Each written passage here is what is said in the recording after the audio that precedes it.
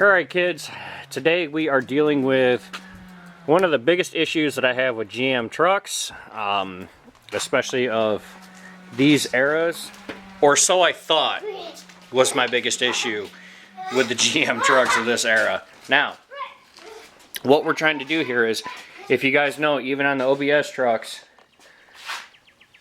she ain't gonna focus. Wrong way, lighting isn't working out. If we look this way, you can see my front and rear tires, they're even. We got 1.5-inch spacers on the back of this. Lola doesn't have them. Lana has them, and Lucille has them. So again, that leaves Lola, and that leaves Leah. Okay? Now, no, today's episode isn't going to be just about putting wheel spacers on the back of a truck. Because, let's be honest, that's the same boring bullshit crap that YouTubers are putting out nowadays, and I don't frankly care about that. Anyway, so wheel spacers. Picking out some wheel spacers, and then I come across a gentleman on Marketplace, I love Marketplace, who had the dually adapters, the hub adapters.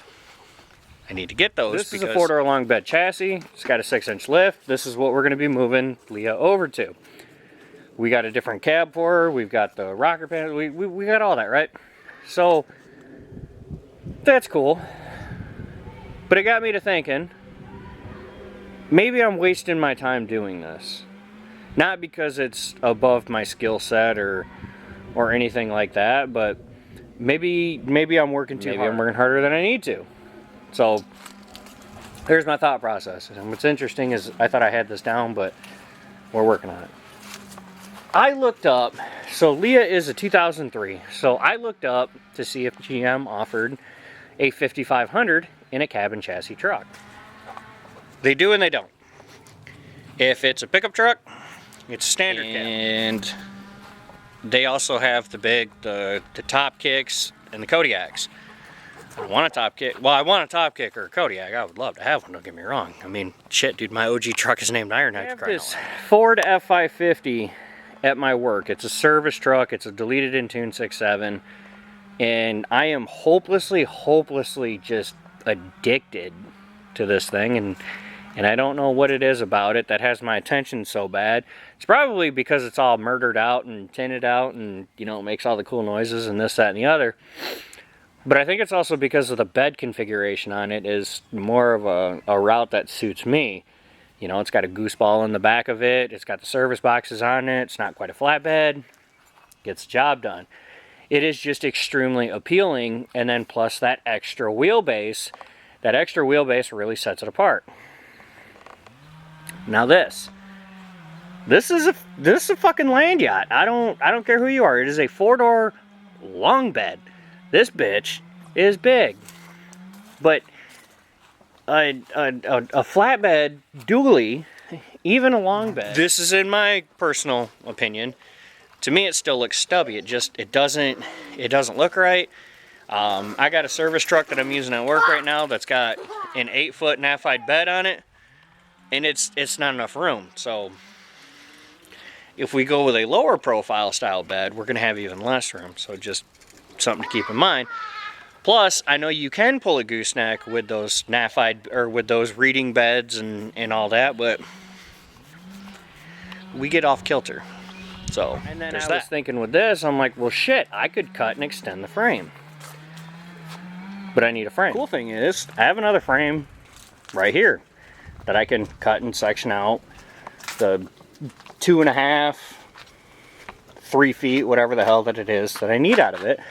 This is a donor. We're not using it. The only thing that I'm using on this thing is the damn cab. And this process doesn't bother me. I know the proper way to do it. I have the welding experience and abilities to do what it is that I need to do.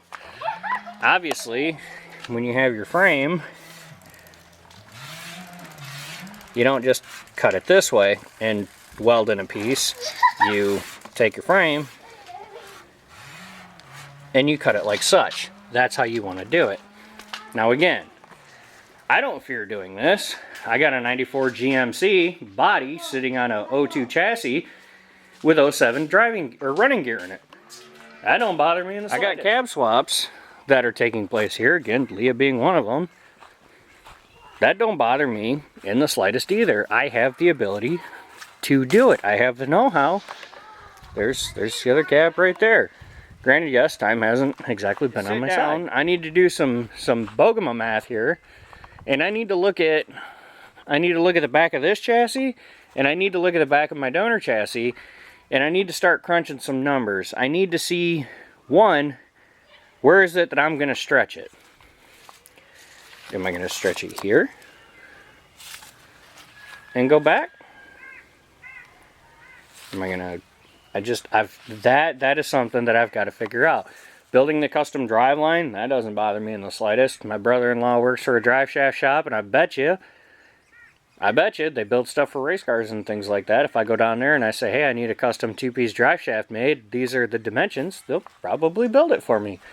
Time and money fixes all, kids. That's what I need to do, because I personally haven't seen a cat-eye Chevy, a 5500 build, 10 lug, which is what I want to do. I want to do 10 lug with, you know, an 11-foot service bed on it.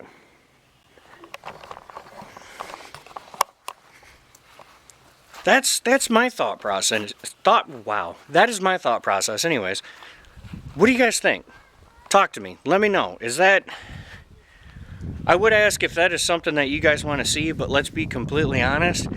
I may be, you know, conservative in my beliefs, but this is a very democratic YouTube channel. I'm going to put on it whatever the hell that I want to. And if you don't like it, I'll watch it. But just out of curiosity though, would this be something that interests you guys? Would this be something that you guys would follow along with? Something that you'd want to see? Again, I'm pretty much there. I just need to do my thing in the brain and kind of go from there. So let me know what y'all think.